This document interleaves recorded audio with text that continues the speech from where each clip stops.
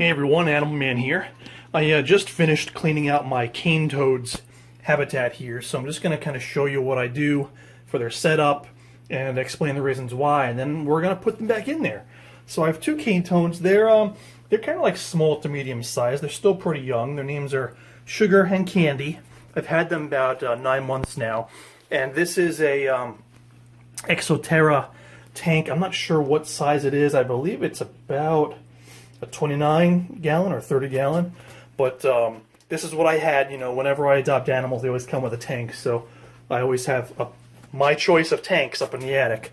So what I've got is just an upside-down, like a mixing tray, and then you know, just one of these normal recycled plastic water bowls you can get at any pet shop, and then a silk plant from an arts and crafts store.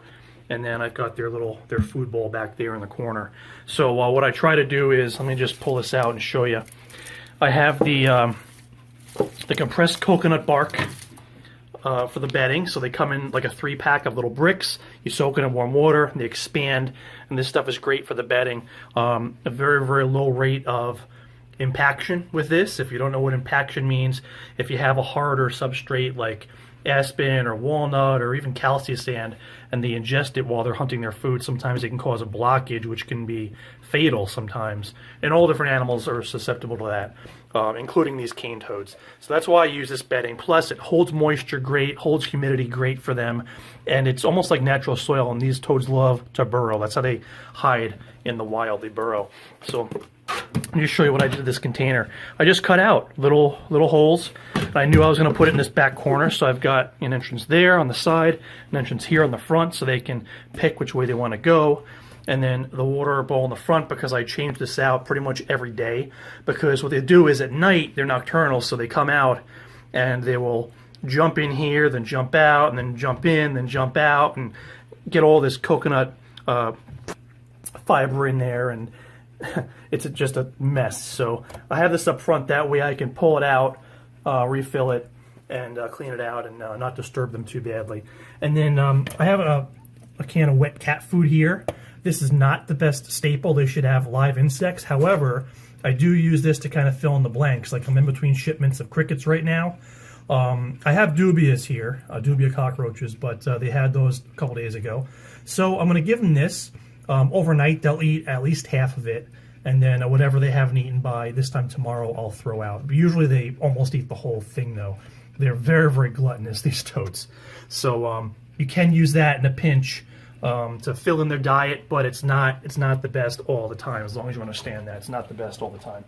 So for the lighting, I have this little lamp up here. All I have in there, I know it's almost impossible to see it, just a compact fluorescent bulb. These are nocturnal, like I mentioned. They don't need UVB, and they don't really bask either. So this is just for lighting, just so they have their photo period, basically, and so I can see inside here what's going on. And all the lights in here are on a timer.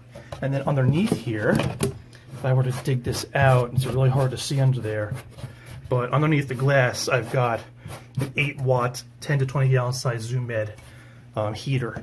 And the heaters, every animal terrarium or cage in this reptile room has one of those underneath it, or most of them are built in at this point, and those are on 24 hours a day. Very, very low wattage, but the animals love them, and I make sure that the animals have one underneath where their hide box is. So it's time to put the toads back in. Here they are in my little modified Tupperware. Air holes on the top. This is what I put them in when I clean their cage. And there they are. I call them girls. I don't know yet if they're boys or girls. It's hard to tell with these, especially until they get large. But here they are. This is Candy. Get in there, girl. And then this bigger one is Sugar. Sugar. And there they go. You always have to be very, very careful when you handle these because of how poisonous they are. Their skin secretions are quite toxic. You have to make sure you don't have any open cuts on your hands, and then wash with soap very, very well after you handle them or clean any of their substrate or tank, whatever you call it. anything in here before after you clean anything in here, make sure you wash your hands really, really well. Also, with these toads, you do not want to compost this. A lot of my animals, if it's something like this, I'll compost it when I'm done. With these, because of their skin secretions, you do not want to do that. You want to throw it out. You want to throw it in the trash. I don't like having to do that, but with these, you have to. And I don't know a reusable substrate that will be good for the health of these toads because they burrow, that you can keep on washing out and reusing. So that's what I'm forced to do for them. But they're real darn cute. Hi. So cute. They're super toxic, but they're so sweet. Toads are so sweet. They're such sweet little animals. Hey, baby. What about you? Huh? Give me the cold shoulder. Come here. Say hello. Say hello a little bit. There we go. That's a little better. Ladies. In unison. All right, guys. Thanks for watching.